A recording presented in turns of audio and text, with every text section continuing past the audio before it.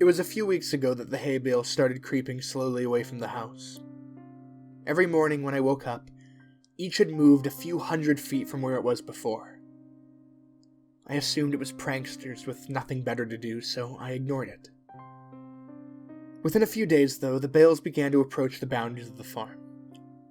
I was tired of the whole game by then, and decided to move them back. It took a tedious hour to bring them all from where they were to over near the house again. And by the time I was done, I was ready to snap the neck of whatever little pissant was deciding to screw with me. The next morning, I found each and every one of my horses messily decapitated. The smell was what woke me up. Each one was slumped over against the side of its stall. There were no signs of the heads. I spent the rest of the day cleaning up the mess and burying the remains. It was only when I was done that I noticed the bales of hay had all returned to their positions from the day before, scattered far out into the fields. This time I left them where they were. That night, I sat on my porch with my shotgun in hand and a pot of coffee on the table beside me.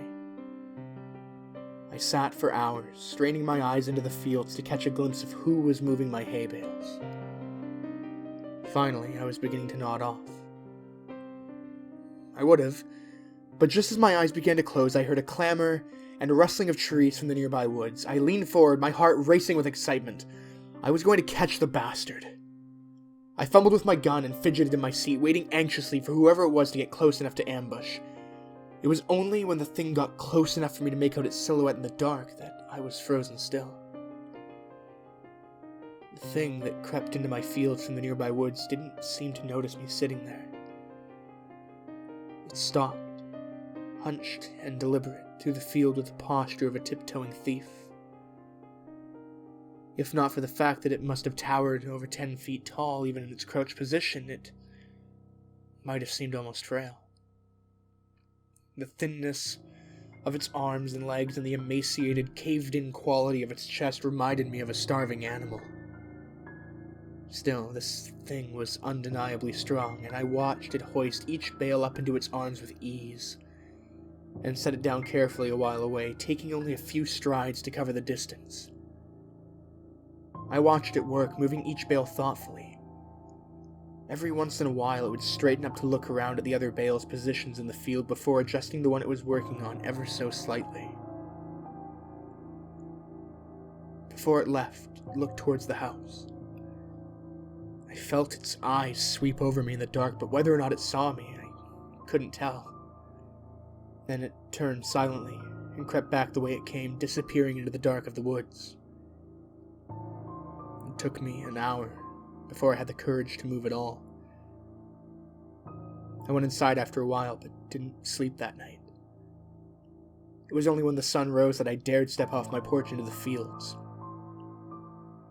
The hay bales were where it left them. Strangely, it didn't move them as far as it had in the previous days. They were approaching something invisible in the fields, and as I looked at them, I realized that they seemed to be marking some line. Indeed, as I walked around the house, I saw the distinct circle that they formed with me at the center. At first, I thought the bales were just being haphazardly moved away from the house, but now I could see that they were instead being moved towards some boundary. The thing was sending me a message.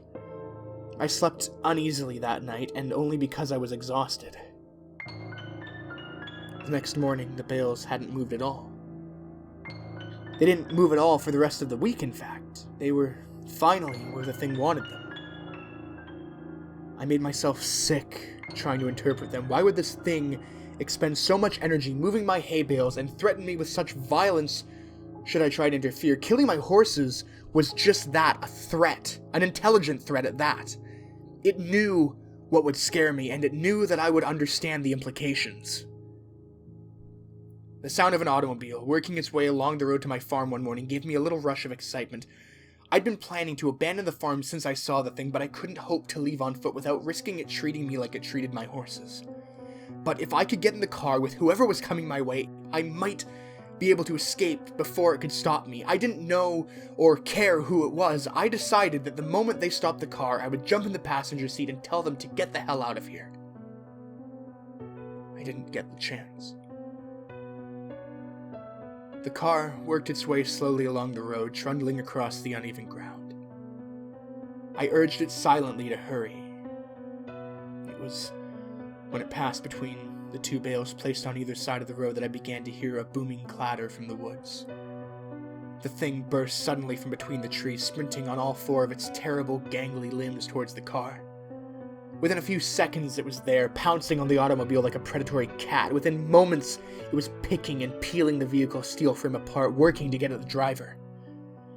The man, whoever he was, screamed all the while, and I could hear him even over the crunching of metal and the shattering of glass. It was only when the thing crushed him carelessly in its hand that the screaming stopped. It tossed him away and straightened up to look at me once again. In the sunlight, I could see the inhumanity of it.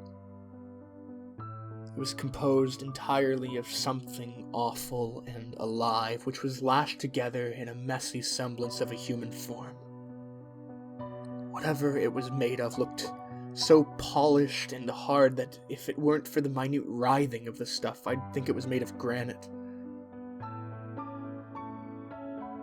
The thing retreated back into the woods, and I was left to my shock.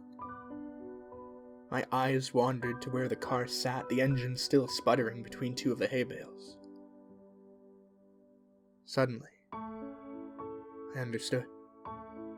The message was clear. I am this thing's captive, and I am not allowed visitors. Nothing may cross the borders it has set. I'm trapped here by the thing that stalks the fields, and it demands nothing except that I never leave. Still, I don't know if I can handle being that thing's canary. I've been thinking hard for the last few days since I saw it crush that man's chest and silence him before he could finish his scream. If I crossed the hay bale border, it'd probably do the same. It'd smash my skull before I could put my hands up to protect myself. It'd go and find a new pet and probably keep looking until it found someone who could stand knowing that it was waiting just outside, watching it at all hours with its shiny insect eyes. I've been thinking hard for the last few days, and I might just make a run for it.